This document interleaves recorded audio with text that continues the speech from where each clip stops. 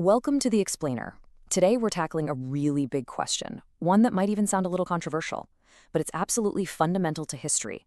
And that is, what is the actual hard evidence for the existence of Prophet Muhammad? He's one of the most influential people who ever lived. So we're going to go straight to the sources and see what they tell us. So let's just jump right in. Did Prophet Muhammad actually exist? Now, I know that might sound like a surprising question. I mean, for billions of people, he's a daily presence in their lives. But for a certain group of historians, for a very long time, his actual existence was a huge question mark, a serious academic debate. So how on earth did we get to a point where scholars were even asking this? Well, first up, we need to get into their heads and understand why they were so skeptical. What were their arguments? And then we're going to shift gears from theory to cold, hard proof. We'll dig into the evidence from that very first century of Islam, looking at clues left by his followers, and maybe even more telling, clues left by his enemies.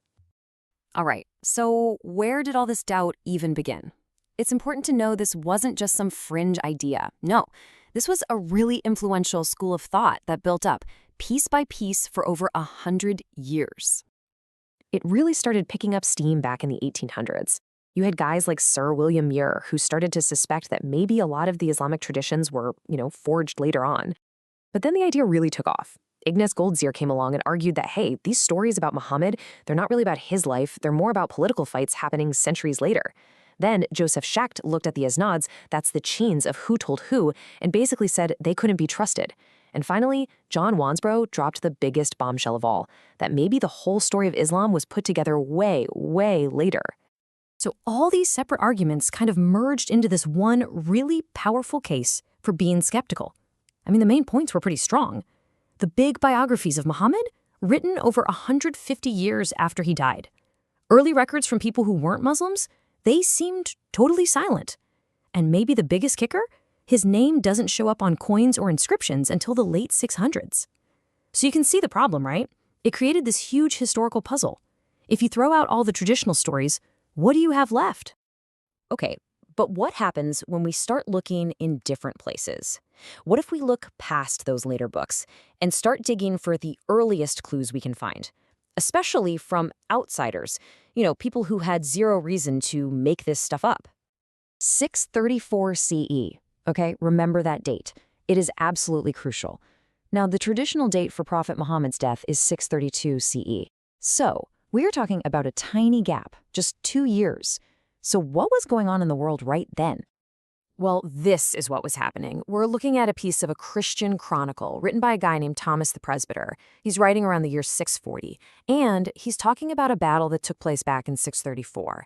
And get this, he doesn't just say the Arabs attacked. He calls them the Arabs of Muhammad.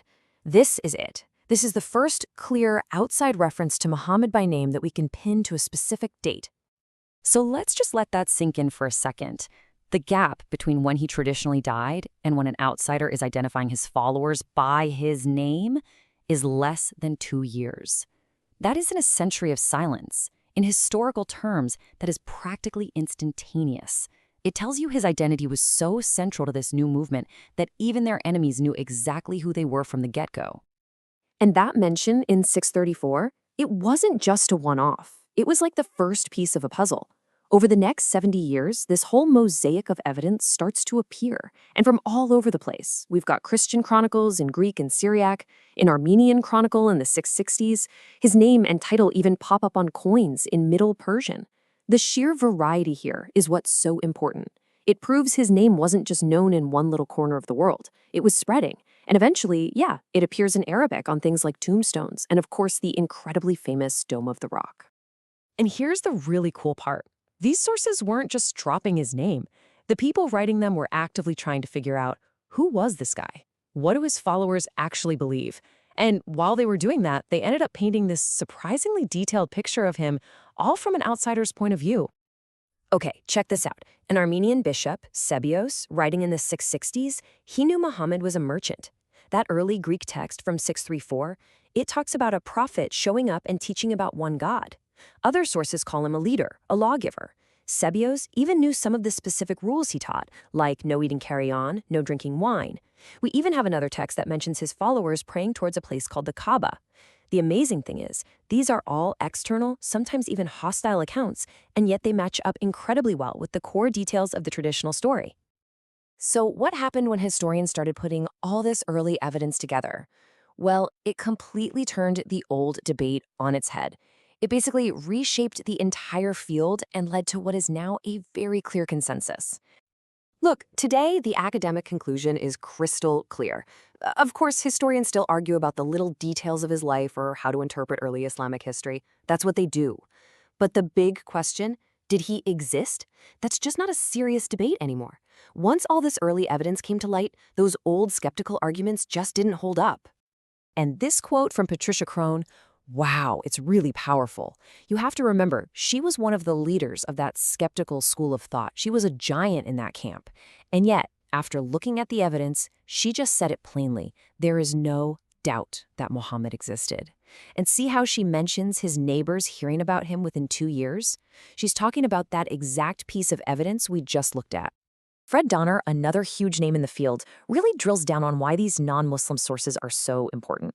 He says they act like an anchor, right? They hold the story firmly in the reality of the 7th century. They prove that Muhammad isn't just some fiction of later pious imagination, as he puts it. Bottom line, we know for sure that someone named Muhammad existed, and he started some kind of movement. And Michael Cook, I think, just sums it up perfectly. He says this material from outsiders precludes any doubts as to whether Muhammad was a real person. And that's the real kicker, isn't it? The evidence from outsiders, the very thing the early skeptics said didn't exist, turned out to be the key that locked his place in history. So there you have it. We've gone from a place of real, serious academic doubt all the way to historical certainty. But, proving that a person existed, that's really just page 1. The much bigger and maybe more interesting question is, how did the message of this one person completely reshape the entire world? Now that is a story worth exploring.